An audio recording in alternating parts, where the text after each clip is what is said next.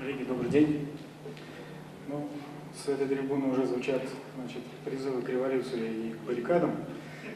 Хотел бы немножко, скажем так, наверное, сгладить эту ситуацию, хотя частично, отчасти согласен с предыдущими выступающими, но все-таки тон хотел бы немножко развернуть. Во-первых, мне очень понравилась фраза, сказанная представителем Иркутской области, который сказал: экономика ставит все на место. Вот давайте попробуем ровно с этой позиции посмотреть на проекты ВИА. Потому что немножко Владимир Геннадьевич радеет действительно, мне кажется, в большей степени за ВИА, а не за их экономику. По крайней мере, то, что было представлено в качестве нашего предложения, немножко, ну, скажем так, сейчас было представлено в другой версии. Поэтому давайте я попробую со стороны еще раз выступить с некой критикой, надеюсь, конструктивной критикой к существующему постановлению, то есть к проекту постановления, который подготовила Минэнерго. Объяснить, почему, соответственно, мы поддерживаем другую точку зрения, вообще даже не совсем другую, она абсолютно иная логика, то есть это не конкурсный отбор, это не, скажем так, локализация или еще что-то, здесь этого вообще ничего нет. И нет ВИА ради ВИА, это ВИА ради экономики. Именно поэтому мы собственное предложение вместе с нашей материнской компанией Росгидро пытаемся донести и до федерального правительства, ну и сейчас будем представлять, соответственно, вам. И очень надеюсь, что как раз регионы поддерживают эту логику. Тем более те, которые сидят здесь, на этой сцене, они как раз уже практикой это доказали. То есть с регионами типа Камчатка, как я услышал, Забайкальский край, Приморский край, проще общаться, но мы общаемся пока, ну, если говорить про алфавит, там, на языке жестов, ровно потому что законного этого механизма у нас сейчас нет. Соответственно, поскольку я очень постараюсь быстро, и, наверное, нас ждет там кофе-пауза, перед, скажем так, этой кофе-паузы немножко подразнить ваш аппетит.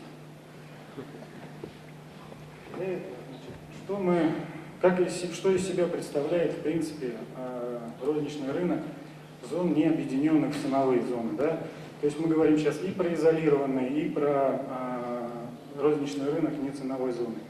Это довольно небольшой пирог, который имеет, ну, может быть, здесь неправильная генерация, скажем так, такой большой имеет, да, долю, ну, где-то примерно это соблюдено. Оно имеет жесткие рамки 100% государственного регулирования. И каждый кусочек, ну, если так сказать, сантиметрами или миллиметрами измерен госрегулированием. Больше он может стать только в том случае, если у нас происходит какой-то слишком высокий уровень роста потребления. Соответственно, может это быть приведено в исключительных случаях, когда есть соответствующий рост экономики в целом региона, который мы рассматриваем, или какой-то локальной территории. И, соответственно, больше этот пирог, ну, в принципе, стать не может. Что же происходит, когда мы рассматриваем существующее предложение по государственной поддержке? Происходит следующее. В рамках ровно этого же самого пирога, давайте так сразу остановимся, потому что там действительно есть в том предложении вещи, когда установлен уровень капекса и предельной стоимости киловатт-час, он будет ниже топливной составляющей. Но мы эти проекты сразу отодвигаем, потому как, ну, они просто по логике просто не будут изначально использоваться, потому что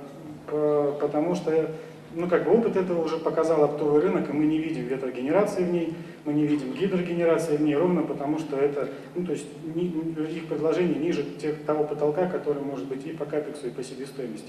Поэтому рассмотрим ситуацию, когда наш отечественный регулятор в лице государства предлагает установить нам стоимость киловатт-час по новой генерации ВИА выше топливной составляющей, которая сейчас существует в регионе. Что при этом происходит? Происходит при этом следующее. Разрушается такая тонкая грань межтопливной составляющей, которая существует сейчас в межтопливной конкуренции. И вот этот вот кусок пирога щедрого с возвратом инвестиций передается в руки того инвестора, который построит это ВИА. Но для того, у кого соответствующая задача поставлена развить ВИА, наверное, это замечательно. Но давайте посмотрим, за чей же счет такая щедрость происходит. Вот как на самом деле формируется тариф, конечный тариф на розничном рынке по электроэнергии. Здесь равенство нарисовано, скажем так, в рамках которого этот тариф у нас, в принципе, конечный вид имеет. То есть, с одной стороны, у нас необходимое финансирование энергетики, с другой стороны, это возможность оплаты населением, возможность оплаты бюджетом и, соответственно, ряд ограничений, которые тоже можно назвать бюджетными, то есть со стороны уже конкретной субсидии конкретного потребителя. Так это выглядит при установлении любым методом регулирования, РАП ли это, метод индексации, затраты плюс, это все равно конечная цена, которая будет сформирована. Механизм установления тарифа – это всего лишь механизм.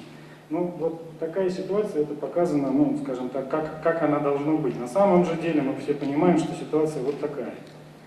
И необходимое финансирование для энергетики, она гораздо больше, чем то, что мы имеем сейчас. В противном случае мы бы с вами сейчас не собирали эту конференцию, а энергетики имели бы источники для комплексной модернизации и дизельных станций, и всех остальных, и вопросов ни по финансированию, ни по развитию не было, они бы это делали самостоятельно в рамках той эффективности, которая у них заложена.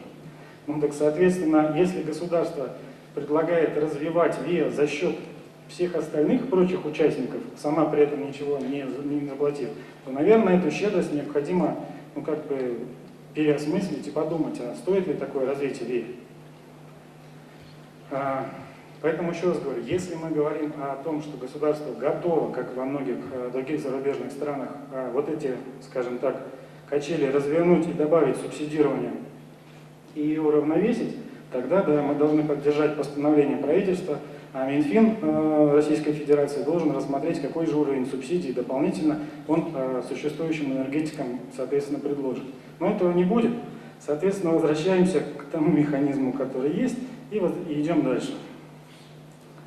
Что же предлагаем мы? Давайте не будем изобретать велосипед, и, соответственно, в рамках того старого пирога, который был на первом слайде, мы рассмотрим механизм, который действительно работает. Работает он в следующем. В рамках, то есть само развитие только в рамках энергоэффективных мероприятий. То есть тогда, когда все наши инвестиции приводят к тому, что себестоимость киловатт-час этого проекта окупается с учетом того, что общий уровень НВВ, то есть, можно сказать, общий уровень этого пирога не изменяется, а вся доходность собирается инвестором в рамки топливной составляющей. Эти механизмы работают, и мы это уже видели, исходя из наших пилотов 7, которые мы уже реализовали, и сейчас, как я услышал у коллег, которые находятся рядом с нашим федеральным округом, точно такая же система работает. Ну, соответственно, давайте не будем ничего выдумывать, а пойдем по этой схеме. Как же это должно работать? Как мы это видим? Почему не отбор? Почему вообще отсутствует в нашем понимании слово классификация объекта ВИА? Все эти вещи придуманы для того, чтобы идентифицировать тот зеленый киловатт-час, который якобы получает чуть больше установленный тариф, то есть чуть льготный тариф.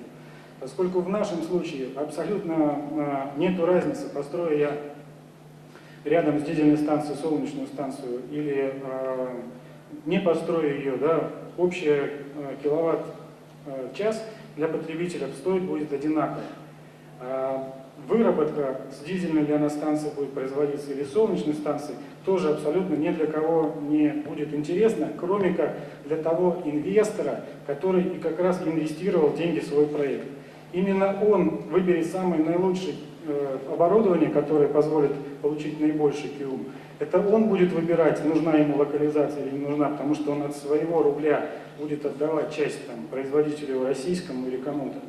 И вот эта вот эффективность, которая, как сказали, экономика расставит все, то есть собственник этих инвестиций, он отберет себе изначально лучшую технологию, а потребителю будет абсолютно без разницы, от кого он получает электроэнергию, от дизельной станции. Это, опять же, первые 15 лет, о которых мы пойдем говорить дальше. Соответственно, что для этого нужно? Мы с вами сейчас рассказываем о боли региона, но, допустим, предположим, что сидит где-то в далекой Москве, о которой сейчас говорили, что там цикает, значит, инвестор, который даже не знает, что в Якутии есть такая проблема и есть возможность ему заработать.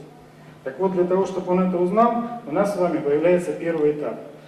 На первом этапе он смотрит, скажем так, такую сводку боевых действий, по которому госрегулятор, это может быть и ФСТ, и орган регулирования местный, публикует данные о топливных составляющих своих производителей электроэнергии. Он видит те ужасающие цифры в 76 рублей, там, 26 рублей или еще что-то, и понимает, что на этом можно заработать. Соответственно, в рамках этого этапа, увидев эти огромные цифры, он, соответственно, призывает специализированных коллег, которые готовят ему либо АБИН, либо ПРИТЭЛ, и это уже в зависимости от стандартов внутренних компаний. В рамках этой работы мы понимаем, какой зеленый киловатт, что же он заменяет, то есть какую генерацию, все ли она такая дорогая, да, или есть какой-то замес более дешевой генерации.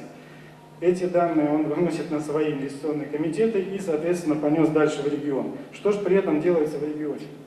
В регионе заключается соглашение инвестиционное и с регионом, и с органом регулирования, но это инвестиционное соглашение, безусловно, должно быть согласовано и с системным оператором, если мы говорим про несомновую зону, и с диспетчером, если мы говорим про изолированную часть.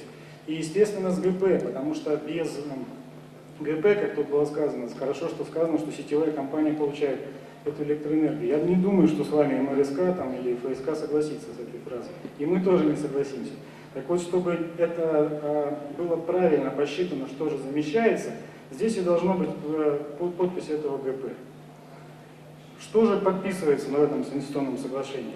В нем подписываются параметры будущего тарифа, который равен соответствующей топливной составляющей с последующей индексацией на 15 лет. И фиксируются плановые объемы. Вот вторая, конечно же, может измениться после проекта АБИНа и проекта ПРИТЭЛ. Для этого, соответственно, у нас есть третий этап. Третий этап строительства проекта ВИА, который, естественно, начинается с проектирования. И вот если мы с вами на стадии проектирования видим, что мы в ту подписанную с регионом топливную составляющую не вмещаемся, соответственно, проекта не будет. Здесь не теряет абсолютно никто, ни регион, потому что рисков у него не было, значит, придет следующий инвестор, ни сам инвестор. Но если мы на стадии проекта понимаем, что, про разработки проекта, что нам это дальше интересно, соответственно, мы реализовываем этот проект и идем к четвертому этапу. Четвертый этап – это ввод в эксплуатацию объекта и уже фиксация получения тарифа от органа регулирования ровно того же, что было написано в соглашении, и 15 лет получаем свои деньги на возврат доходности. Почему 15? Во-первых, ровно для того, чтобы избежать вот этих всех вопросов, а какую же доходность ему отмерить, 14%, 8%, а какой же возврат он поэтому получит. Как я сказал раньше, все это расставляет по себе экономика. Если мы не делаем каких-то привилегий этому инвестору, то кто дает нам право, и государство в том числе, сказать, что вот доходность нормы должна быть такой. Зачем? Он ее сам посчитает. Там может быть и 20, там может быть и 6. Все будет зависеть от того проекта, который он будет рассматривать. Но инвестор сам решит, достаточно ему или нет. Соответственно, в эти 4 этапа, надеюсь, соответственно, уложимся мы все вместе с вами.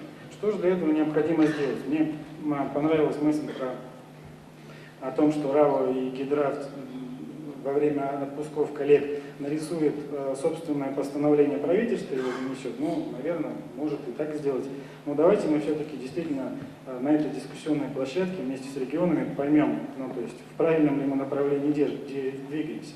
Если да, то абсолютно не согласен с мыслью о том, что мы должны делать альтернативный проект.